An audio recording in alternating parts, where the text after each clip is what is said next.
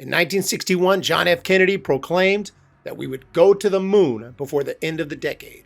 His proclamation was inspiring and powerful, but also gave NASA a deadline that would be extremely difficult to meet. America had only recently put the first men in space during Project Mercury, and the difference between entering space and successfully landing on the moon are massive. Space begins at about 73 miles above sea level, and the world's altitude record at this time was a mere 850 miles set by Gemini 11. The moon is 240,000 miles away. In other words, at the time of JFK's speech, we had made it about 0.003% of the way to the moon, which is a moving target that takes near perfect precision to successfully reach. A lunar landing was a task of such enormous complexity that it seemed nearly everything would have to go perfectly in order to accomplish this feat in such a short amount of time. Of course, everything did not go perfectly. There were multiple delays before testing the Saturn V rocket, a launch vehicle that would propel the astronauts beyond low Earth orbit. Then, in January of 1967, during a launch pad test, 3 astronauts, Gus Grissom, Ed White, and Roger Chaffee, were killed in a fire. NASA had only 3 years left to make it to the moon when the Apollo 1 tragedy struck. At this point in time, the odds had to seem, no pun intended, astronomical. However, despite the shock within the community, no one was ready to give up. The causes of the fire were investigated, thousands of potential defects were identified, and a new redesigned, fireproof Block II command module was built. By late 1967, the uncrewed Apollo 4 flight was ready for launch. It would be the first uncrewed test flight for the Saturn V rocket. After multiple delays caused by computer problems and equipment failures, it finally happened. Apollo 4 launched on November 9th at 7 a.m. Eastern Standard Time. The mission was an overall success, and the spacecraft performed well. Next was Apollo 5, the first uncrewed test flight for the Apollo lunar module, also known as the LEM, which was the spacecraft created to ferry astronauts from lunar orbit to the surface of the moon and back again. Despite multiple setbacks and delays, Apollo 5 eventually launched and was considered a success, so much so that a second unmanned test flight of the LEM was canceled. By the summer of 1968, the deadline was looming close, and the nation was in a chaotic time.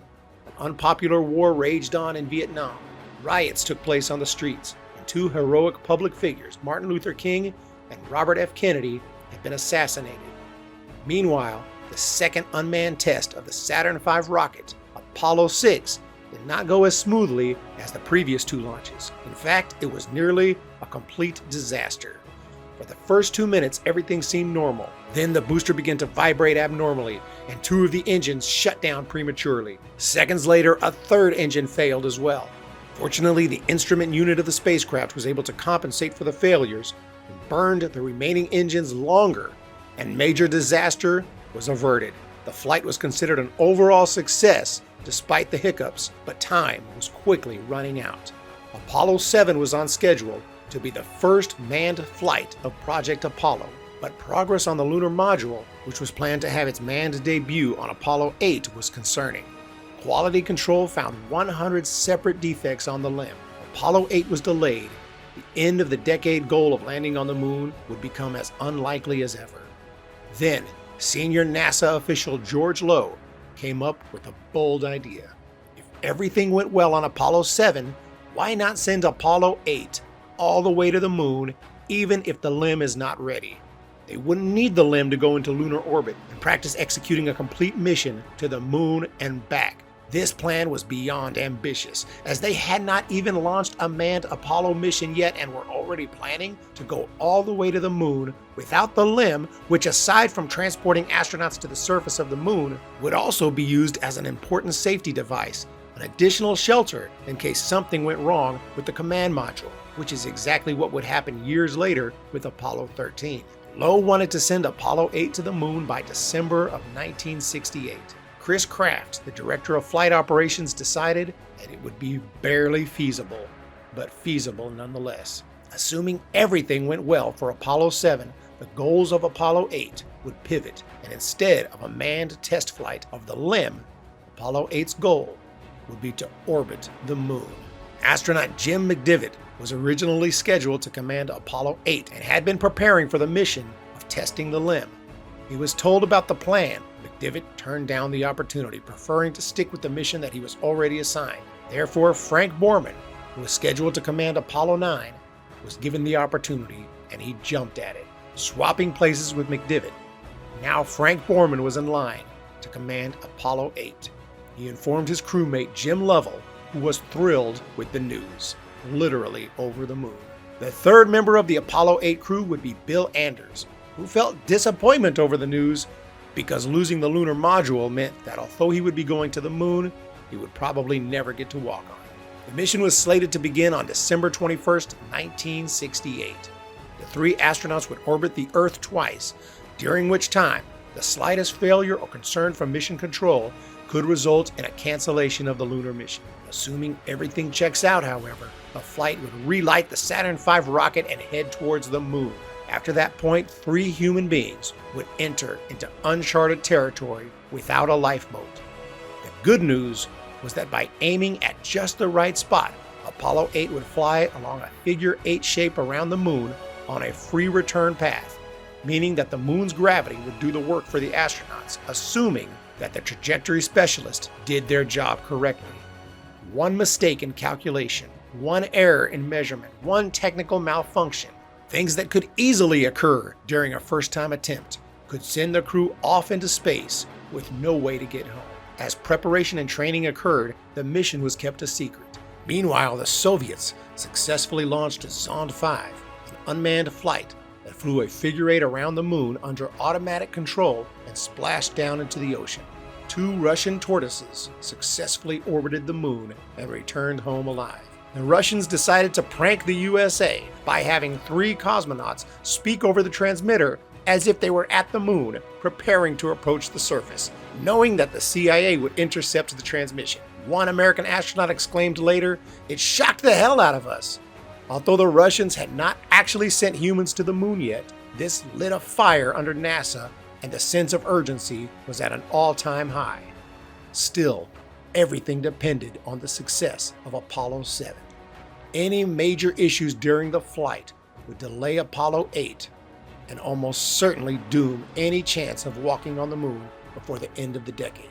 The crew for Apollo 7 consisted of Wally Schirra, Don Eisel, and Walt Cunningham. The mission involved extensive tests of the command module and was an overwhelming success. The main issue of the flight turned out to be the attitude of Commander Wally Schirra, who was angry from the beginning, and the mission went ahead with the launch despite weather conditions in violation of safety rules. Still, the mission was a success and included the first live television broadcast aboard a crewed American spacecraft. Apollo 8 was a go. Frank Borman and NASA officials had decided that the mission would involve going to the moon, making 10 orbits, and returning home. It took some compromise as NASA wanted more orbits, but Borman, for obvious reasons, wanted to do the minimum possible in order to minimize the chances of something going wrong. As December 21st, 1968 arrived, everything remained on schedule. Apollo 8 launched with violent perfection, speeding out of the atmosphere with no major issues. Once it reached Earth orbit, the crew and flight controllers would take some time to ensure everything was a go before reignition. That amount of time would be about 2.5 hours. Everything checked out, and the word came from Houston, Apollo 8, you are go for TLI, translunar injection.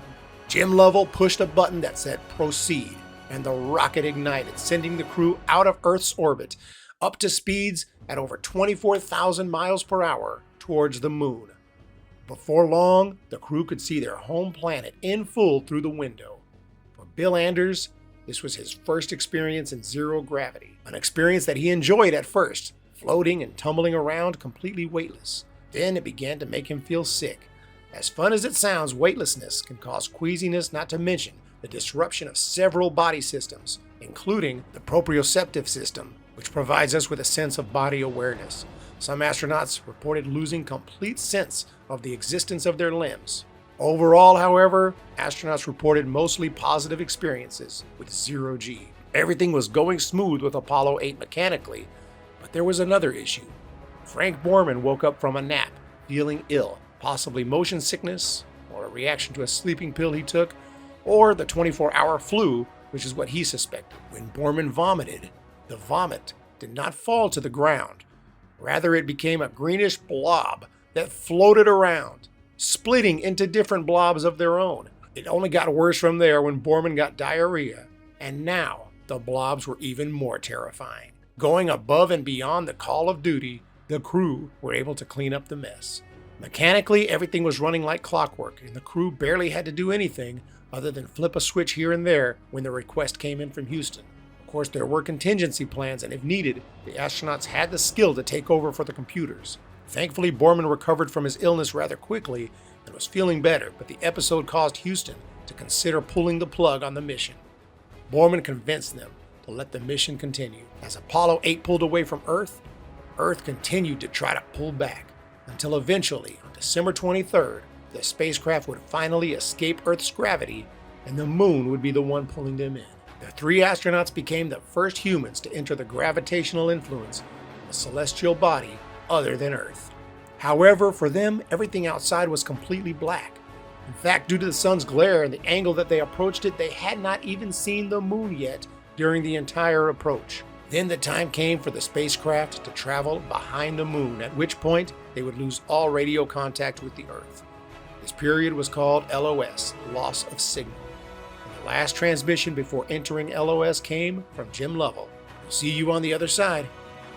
Shortly thereafter, as Borman and Anders were going through a checklist, preparing to ignite the engine, Lovell said, "Hey, I've got the moon." For the first time, they could see the moon, but had no time to marvel at it. All right, come on," said Borman, keeping the astronauts focused at the task at hand, preparing for a critical burn which would put them into lunar orbit. If the burn did not go perfectly, they could either be flung out into space with no way home, or crash into the moon. Borman said, "You're going to look at that for a long time," referring to the 20-hour period that they would be rotating around the moon. Lovell hit the proceed button to activate the burn just at the right time, and the most critical 4 minutes of the entire journey passed without a hitch. "Longest 4 minutes I ever spent," said Lovell afterwards. Finally, as Apollo 8 drifted above the moon, the 3 Earthlings were able to look. And with no atmosphere in the way, no glare from the sun, the view was strikingly clear. It was a sea of craters. It reminded Anders of a big beach, perhaps an ancient one undisturbed for thousands of years. As Lovell and Anders described what they saw, Borman continued to focus on the engine and the plans for the next orbit. He told Houston to give him a go-ahead on another orbit or he would start heading home. Now that they had reached the moon, he was concentrating on the primary objective of getting everyone back home safely. Anders was snapping photographs of the moon, but became disappointed at the uninspiring, dreary surface, just crater after crater. The landscape was certainly not as dramatic as it was portrayed in movies like 2001: A Space Odyssey. What impressed him and the entire crew, even more than the moon, was their own home, which came into view beyond the horizon, a gorgeous deep blue half circle in a completely black sky. They traveled 240,000 miles to explore the moon, and the most awesome sight they saw was the Earth. Apollo 8 passed over the Sea of Tranquility and studied possible landing spots for a mission hopefully in the very near future. On Christmas Eve, the crew shot their second broadcast of the flight, this time from the moon, with each astronaut reading a section from the book of Genesis. "In the beginning, God created the heaven and the earth. And the earth was without form and void, and darkness was upon the face of the deep. And the Spirit of God moved upon the face of the waters." So far, the mission had been an absolute overwhelming success. All they had to do now was get back home. And as long as the trajectory specialists did their job, the crew could mostly relax on the ride home. On Christmas Day, the crew made a final broadcast and discovered a turkey dinner in the Apollo 8 footlocker, a wet pack meal that the military developed, which ended up being the best meal of the mission. The trip home was the best thing it could possibly be, boring and uneventful.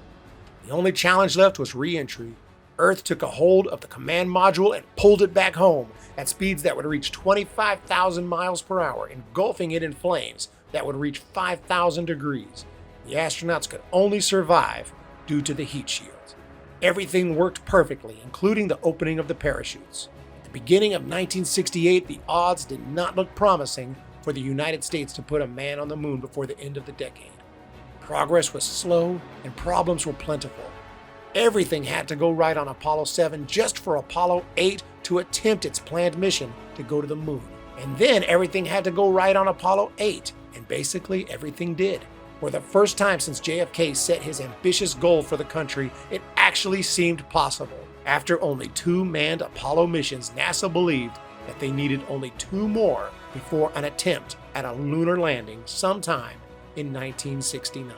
And that brings us to the end of today's video on Apollo 8, the first successful mission to the moon and back. If you haven't already, feel free to go back to the video on Apollo 1. And if it has been published by the time you're watching this, check out the continuation of the Project Apollo series with the link above.